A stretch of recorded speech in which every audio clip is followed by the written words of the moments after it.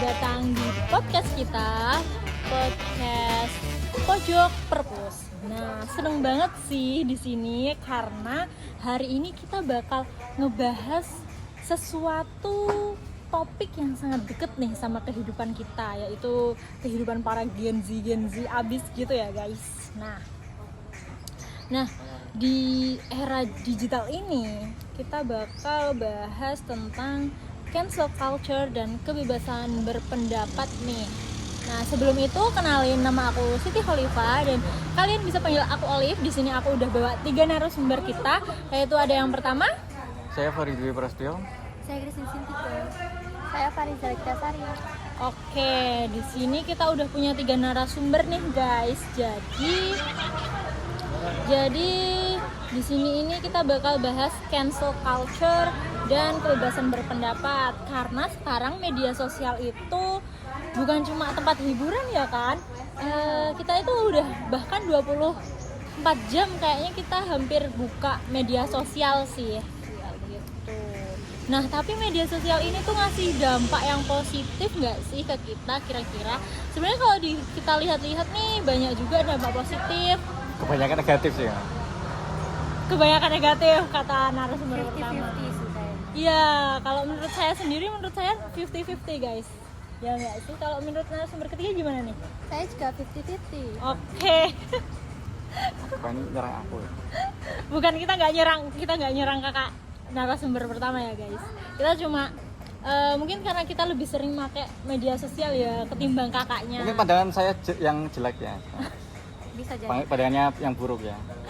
Oke, jadi tapi tuh media sosial ini tuh kebanyakan selain buat hiburan, biasanya tuh juga buat tempat menghakimi satu sama lain gitu nggak sih ya kan? Iya. Itu kira-kira tuh kenapa sih mereka itu kenapa kok bisa dengan mudahnya melontarkan kata-kata yang biasanya kayak nggak enak, nggak sopan gitu kepada satu sama lain gitu. Gimana sih tanggapan para narasumber kita di sini? Kalau menurut saya karena kebanyakan orang-orang itu komen dari akun anonim gitu. Jadi orang nggak tahu tuh.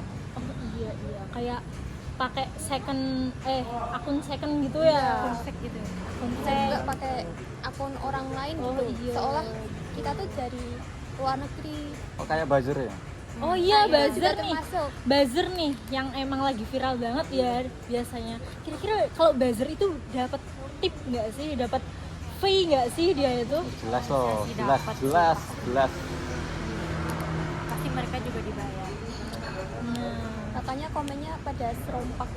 Tapi sebenarnya komen-komen kayak gitu tuh, berpendapat kayak gitu tuh bebas kan di negara kita juga dibebaskan, cuma mungkin lebih dibatasi dalam segi bahasa, karena kan banyak yang komen-komen kayak gitu tuh negatif, bahas-bahas yang hal gak senonoh gitu.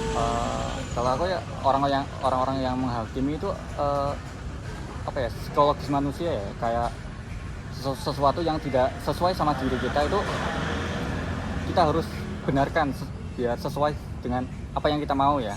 Itu psikologis manusia, wajar ya, karena orang akan melihat apa yang mereka senangi. Kalau yang mereka tidak senangi pasti dihujat atau dikritik. judge ya biasanya. Jadi itu alami orang menghakimi seseorang karena tidak sesuai Dengan ekspektasi seseorang sendiri ya. itu ya. Tapi mungkin ada yang bisa diatur, ada yang tidak mungkin. Ya mungkin setiap orang nggak bisa menyaring ya. Jadi asal ceplos saja gitu, tanpa melihat korbannya yang kasihan. Iya. Nah, terus tuh biasanya tuh satu kesalahan kecil itu bisa langsung viral banget gitu ya Iya, di bener. negara kita ini.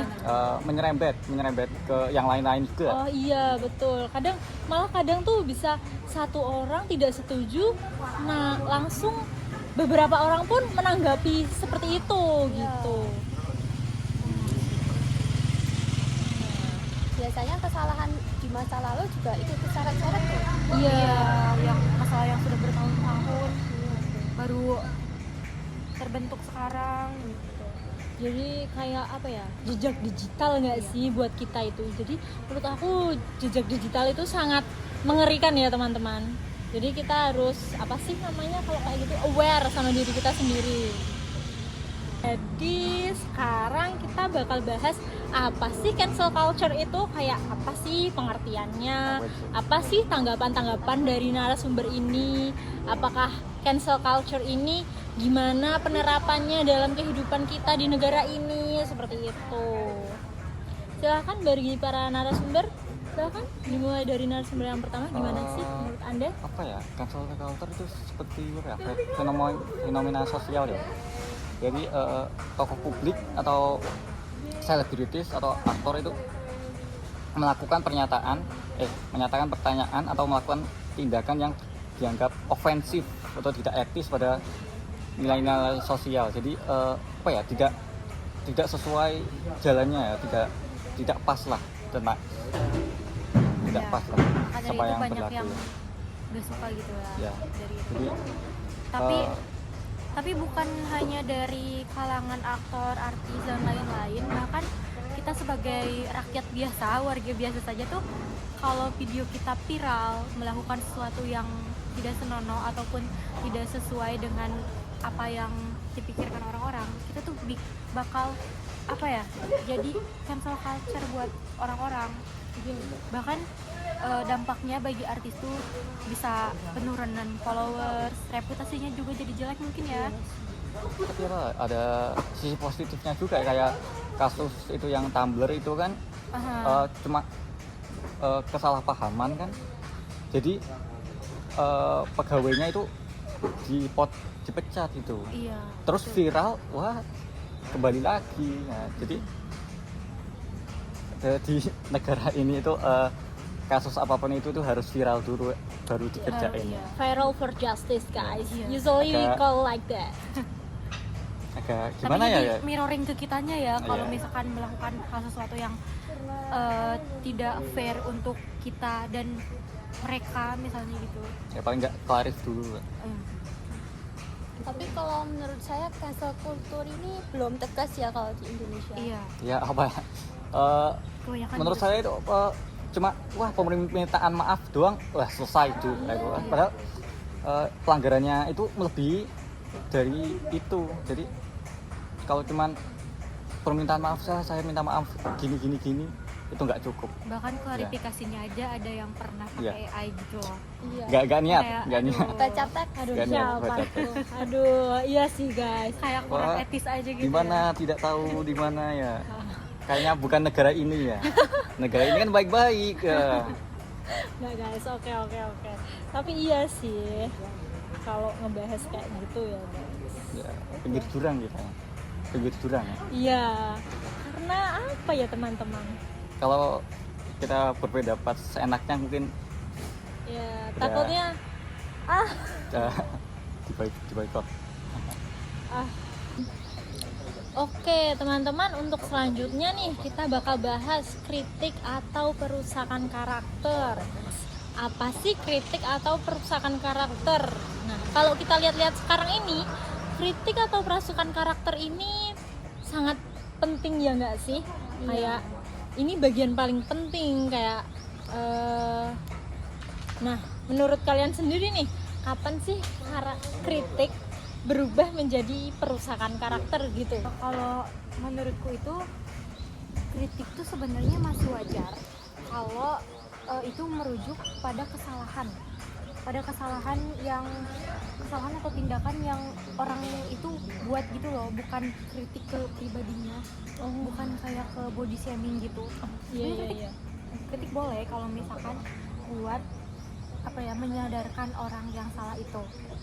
Fokus kesalahannya gitu. Fokus ke kesalahannya. Cuma kalau udah merujuk ke pribadinya, misalkan lo udah bikin masalah ini jelek lagi, ini lagi, itu Nah, lagi. itu masuknya udah ranah menghina itu. Iya, Bukan mengkritik lagi, udah menghina itu. Mungkin kritik boleh ya, kita kan bebas kan berkritik, berpendapat. Cuma emang mungkin sebelah situnya yang harus dibatasi. Kayaknya nggak bebas-bebas banget deh kalau di Gimana tuh? Kok nggak Di- bebas-bebas Iya, banget? gimana? ya seperti ya kalian tahu lah ya, di negara ini kan kalau Anda menyenggol seseorang pasti Anda pasti dibungkam atau disuruh menghapus postingannya kan. Kan sering kayak gitu kan. Iya sih. Iya, mungkin ada yang sebagian ada yang positif terhadap kritikan, bukan positif tapi apa ya, sensitif. Mungkin ada sebagian yang Kayak- sensitif terhadap kritikan gitu. Kayak langsung ngeblok komentar atau memprivasi itu kan. Dan dampak dari kritikan yang merujuk ke pribadi ini tuh sangat besar gitu loh. Iya nggak sih, kayak Ya, bisa orang- depresi ya bisa kan, stres ya. Bahkan sampai bunuh diri. Nah, iya nih, yang sampai bunuh diri ini kadang tuh kayak kita tuh mikir gak sih kayak, aduh, orang itu bunuh diri gara-gara kena cyberbullying atau kena komentar-komentar yang jelek gitu Kalau ya. kalau menurutku wah buang aja HP-nya gitu. Daripada nyawanya wong berharga nyawanya kok Iya HP-nya sih. buang aja itu aja. Iya sih, kadang kalau ada temen yang sampai bunuh diri gitu, kok bisa ya dia kepikiran ke situ ya guys? Bukan ya, Iya. sekarang itu manusia itu menganggap bahwa internet itu segalanya, padahal enggak juga sih. Oh tinggal, wah saya dibully di online lah, tinggal matiin aja handphonenya kayak gitu kan. Solusinya ya, solusi mudahnya ya, daripada kita harus memikirkan aku nggak sesuai sama yang dibilang di komentar nih. Jadi gak usah menyesuaikan juga sih. Kita harus bisa membatasi diri sendiri juga sih guys. Iya, kadang kita tuh sering lupa bahwa orang yang viral ini karena kesalahannya tuh mereka juga punya perasaan, mereka juga punya hati. Sama-sama manusia. Dan yang paling mengerikan itu apa ya? Ketika informasi yang beredar itu ternyata belum tentu benar gitu loh. Iya kan? Iya ya, Jatuhnya kayak guys. fitnah-fitnah gitu. Oke teman-teman. Jadi kalau kita melihat di media sosial saat ini ya, bahkan kadang sempat kita bicarain ya tadi soal sampai ada yang bunuh diri atau sampai menyebarkan fitnah, hoax atau apapun itu tuh yang awalnya dari kritikan atau saran yang mungkin terlalu bebas atau bagaimana ya, mungkin pengolahan kata yang tidak sesuai seperti itu, ya enggak sih? Mungkin kalau kritik ya, kalau saran kayaknya enggak. Kalau saran pasti ucapannya lebih halus lagi, lebih tersaring lagi kayaknya. Iya Pastinya sih. kritik, kalau saran kayaknya nggak mungkin. Tapi kadang ada nggak sih kak kayak orang ngasih saran tapi kayak dia tuh nggak terlalu melihat apa yang dia lihat seperti itu. Kayak dia ngasih saran yang mungkin itu kurang cocok buat yang dia si penerima gitu, ya nggak sih? Tergantung pemahaman masing-masing itu mah. Nah iya sih. Ya orang yang disaran itu masuk atau enggak pemahaman, atau malah menerima saran itu sebagai kritik, malah itu yang bahaya juga. Iya, kayak terjadi kesalahpahaman antara satu sama lain seperti itu ya. Oke. Jadi selanjutnya kita akan ke segmen berikutnya, kayak bisa nggak sih di sini para narasumber ngasih gimana sih cara kita kritik orang dengan benar, dengan sesuai, gimana gitu. Gimana tuh para narasumber? Oh, dari aku kita tuh fokus ke kesalahannya gitu. Ya, aku setuju. Karena mungkin yang salah itu kesalahannya dia sendiri. Iya. Jadi tidak harus merujuk kepada pribadinya ataupun mungkin keluarganya. Karena ada beberapa yang mungkin kelepasan ya, menghina kesalahannya, juga menghina dirinya, juga menghina keluarganya. Bahkan ada yang sampai DM keluarganya terus bawa fisik-fisik gitu. Iya sih, Itu banyak parah juga banget sih. menurut saya. Nggak seharusnya gitu. Kita fokus ke kesalahannya, bukan orangnya. Iya. Terus kok ada gitu ya orang yang punya tenaga, energi yang dia simpan buat nge-DM seseorang yang bahkan dia sendiri kadang nggak kenal gitu, ya nggak Iya. sih? Bukan pakai fake account lagi. Iya. Kebanyakan. Itu sih yang aneh. Menyembunyikan identitasnya. Paling kebanyakan orang-orang kayak itu apa ya, unemployed ya, nggak ada kerjaan ya. Iya. Jadi aku nggak ada kerjaan, saya menganggur, terus saya menghancurkan Ngurus hidup orang. ngurus hidup orang. Karena dia sendiri nggak ada kerjaan gitu, nggak bisa fokus ke dirinya sendiri. Nah, kalau kita lama udah membicarakan soal ini itu ya guys. Jadi kalau kita simpulin atau kita pahamin lagi, kayaknya kita emang dalam menghadapi sebuah kasus, menghadapi case kayak gitu emang kita harus ngelihat faktanya dulu, ya kan? Kayak kita ngasih jangan tiba-tiba kayak kita dapat sebuah kasus nih, dapat sebuah berita nih, kita langsung share ke teman kita atau kita share ke grup ke keluarga terus. Nah, yang jadi nanti kita tuh nggak tahu kalau itu ternyata nggak akurat, nggak bener, terus belum terverifikasi benar gitu ya teman-teman. Iya. Gitu. Kita harus cek faktanya dulu. Udah memahami itu dengan utuh gitu. Ya walaupun berita-beritanya nggak ada yang menyenangkan ya, tapi ya itu adanya ya. Ya, kita harus tetap positif terhadap lingkungan sekitar kita dan jangan sampai kita mengkritik orang terlalu keras. Dan kalian harus ingat kalau kebebasan berbicara harusnya itu digunakan buat menyampaikan pendapat, bukan untuk menyakiti hati orang lain. Betul. Ya juga bagi yang di Kritik. yang dikritik itu ambil seperlunya aja ya, sisi yang baik aja lah.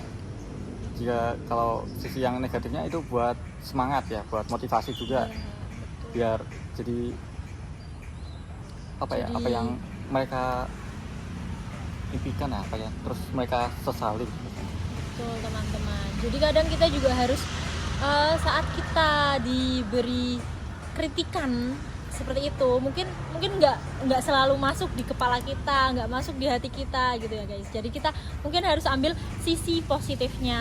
Dan banyak loh orang-orang tuh yang dari hujatan itu mereka bikin buat jadi semangat gitu ya nggak sih? Ya. Oke, nggak terasa nih, udah lama banget kita ngomong soal ini itu ya teman-teman sama narasumber kita di sini.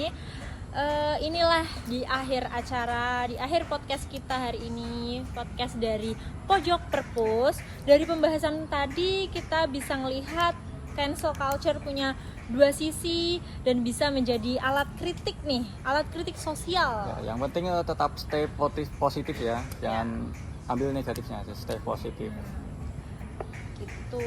Kebebasan berpendapat memang penting ya guys, tapi tetap harus dibarengi empati dan tanggung jawab. Juga disaring dulu.